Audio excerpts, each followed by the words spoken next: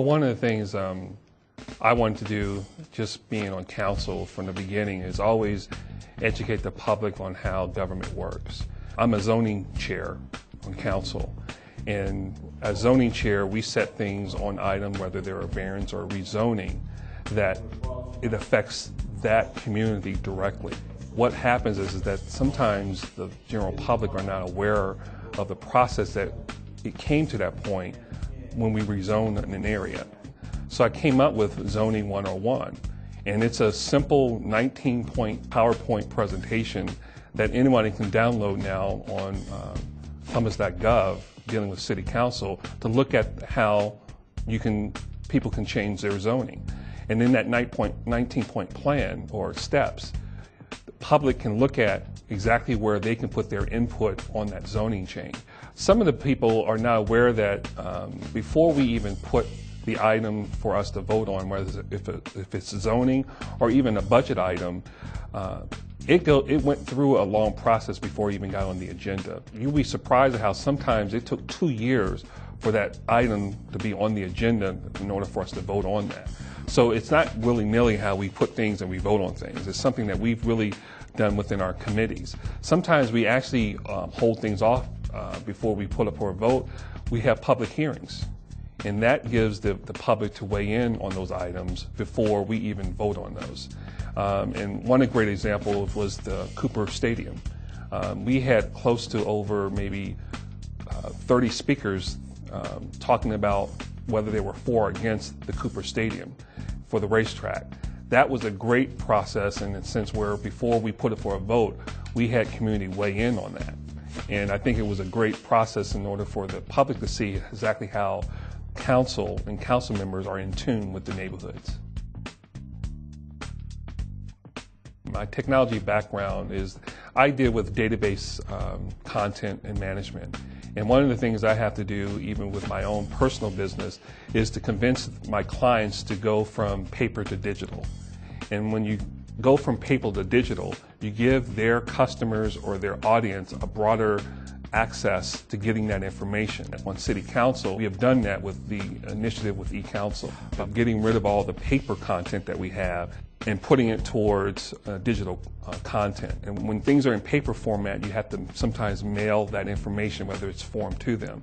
When it's all digital, you can put that on a free website for the public to see that. We did purchase iPads for all of our council members and staff. The public maybe thought that was getting toys for us, but actually it was a great tool that we were able to get that information directly from the system. When we look at legislation, we have comments from the other council members or even staff members, and guess what happens? Some of that piece of legislation changes, and that creates amendments that we would have to print that information out, make copies of it, and then distribute to 100+ people again. With it being digital, those changes can be made, those amendments can be immediate, that I can see directly from the iPad or from your desktop.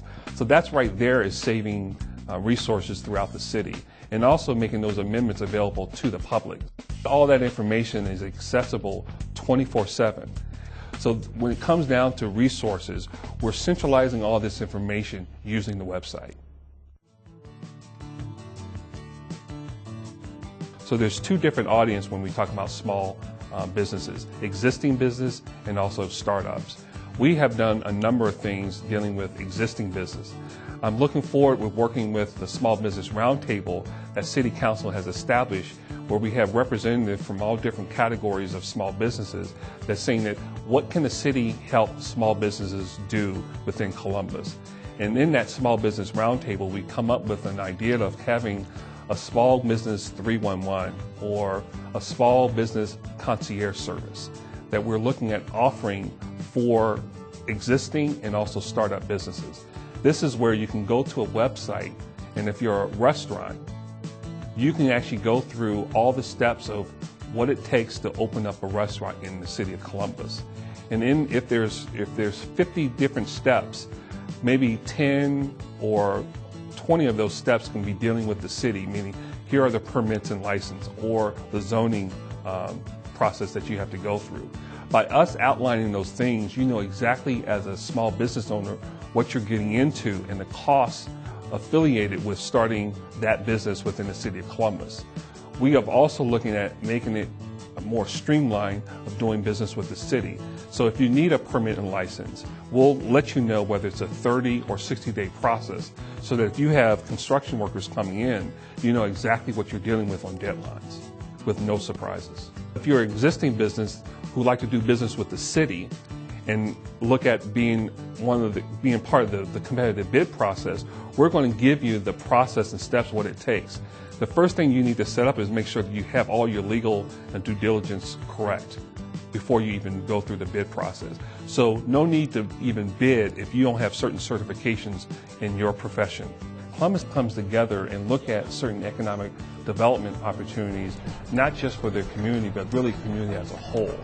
And so Columbus has always taken a holistic approach of how they look at development, versus other cities, they're really isolated in how their vision are. So what we have really figured out is that we look at the holistic approach of solving one problem in economic development, helping another.